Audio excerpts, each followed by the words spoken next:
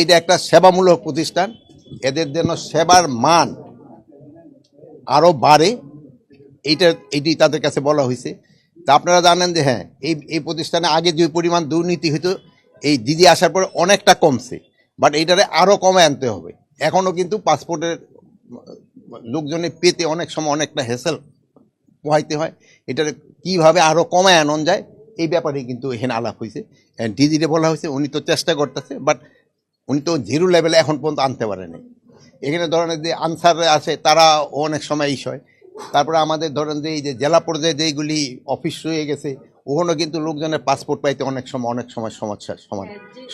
আর plus আমাদের একটা ওই যে এমআরপি পাসপোর্টের যে একটা সমস্যা ছিল, এটা ইনফ্যাক্ট এই পাসপোর্ট ডিপার্টমেন্টের জন্য হয় নাই, এটা হচ্ছে অন্য একটা কারণে। এটা যদি আপনারা অনুসন্ধান করেন বাইর করতে পারবেন। এটা আগের সরকারের একটা সমস্যা, ওইটা এগোঘাড়া এসে চাপ ছিল, কিন্তু এই সমস্যাটাও সমাধান হয়ে গেছে। আর এখন আমরা বলছি যে এই 31 ডিসেম্বর এই বছরের ভিতরে সব আমরা ইলেকট্রনিক পাসপোর্টের ভিতরে যাব, এমআরপি আর থাকবে না। সময় চিন্তা করছিলাম যে ইডেই উঠাই দিব, ওই যে পুলিশ ভেরিফিকেশন শুধু আমরা কার্ডের উপরেই দিব, যেহেতু পুলিশ ভেরিফিকেশনের ক্ষেত্রেও কিন্তু জনগণে একটু ইসে থাকে, কি বলে হ্যারাসমেন্ট হয়, যে পাইতে দেরি হয়, এই হয় সেই হয়, প্লাস পুলিশের সংখ্যা অনেক সময় কম। বাট এই যে রোহিঙ্গার যে সমস্যাটা বললেন, এই জন্য কিন্তু এইটা জিনিসটা উঠানো যাচ্ছে না। বাট এইটা আগে যে পরিমাণ ছিল এখন কিন্তু ওইটা নাই। এই ঘটনাগুলি ঘটে গেছে কিন্তু আমাদের এবং এই ডিজি বা এদের আসার আগেই।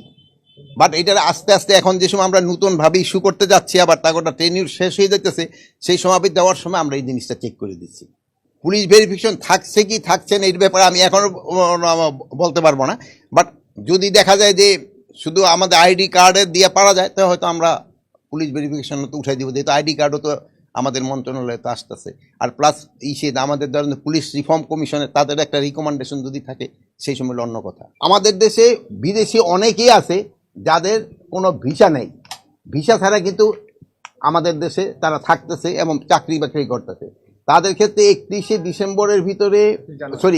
জানুয়ারির ভিতরে তাদের এই যে সিস্টেম যেটা ভিসা নেওয়ার নিতে হবে, শুধু তাদের না, তাদের প্রতিষ্ঠানও তো তা না হলে 31শে জানুয়ারি পরে তাদের আমরা আইনগত ব্যবস্থা নিব।